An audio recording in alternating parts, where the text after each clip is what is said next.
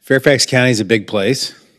It's larger than 8 states, and it has a diversity of opinions. I represent one part of the county that's very different from the part of the county that you probably got a lot of emails about. And they opened the MGM casino across the river from my house. I can walk 2 blocks and see it, the MGM casino. All the things that the emails you got complained about haven't happened in my neighborhood, or Delegate Krizak's neighborhood, who lives, I can walk to his house actually too if I wanted to. Yeah. But all these things you've heard about haven't happened in the last 6-7 years. What has happened is that MGM Casino has become the most profitable asset for MGM outside of Las Vegas. It generates over $848 million in gaming revenue a year, which is, I believe, in excess of the 5 Virginia casinos combined. And as JLARC found, a project like this on the other side of Fairfax County, away from MGM, where the state invested $9 billion in a silver line and has 2 interstates, another of which we spent, I don't know, another $4 or $5 billion. Well, we authorized $4 or $5 billion. My constituents have to pay $25 tolls to get to work if they choose to work in Tysons Corner every morning, $50 both ways, to pay for that road.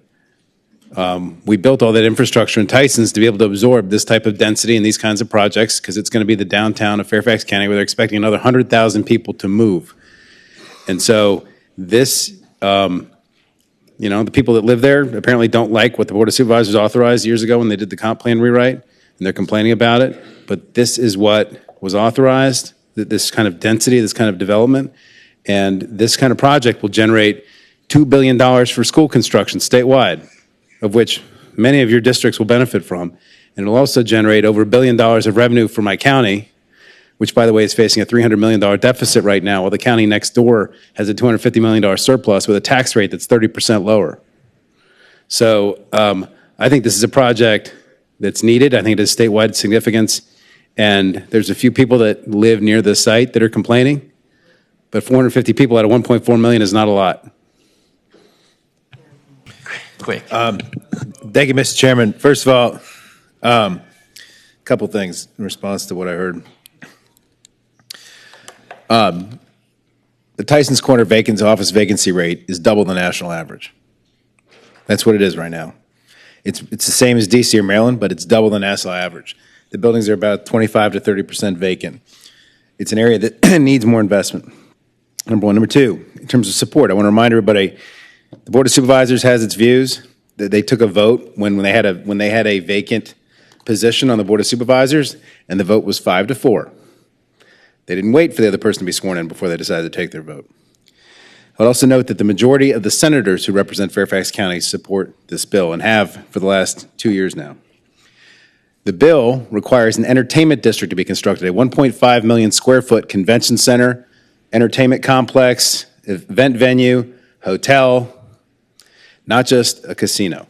Fairfax County is larger than the 8 states and doesn't have a single place you can host a convention. Think about that. Now, the project, you heard about these revenue numbers being debated. MGM does $850 million a year in gaming revenue. That's what it did last year. Most people project this would do better than that. You put it close in Tysons Corner, closer to the other part of Maryland. And it would also be funded by about 40% of Marylanders. I want that money back from Maryland. We send $300 million a year to Maryland to pay for their schools because they built that thing right on our border. That's what got me started on this in 2016. Now, what these folks forget to mention, aside from the fact that if you did $1 billion in gaming revenue, it would generate $74 million a year for the county alone. They're not counting real estate taxes. Every $1 billion in value that you construct on that property generates $11 million of real estate revenue for the county and doesn't count sales taxes, meals taxes, hotel taxes, or events taxes, which the county would all benefit from.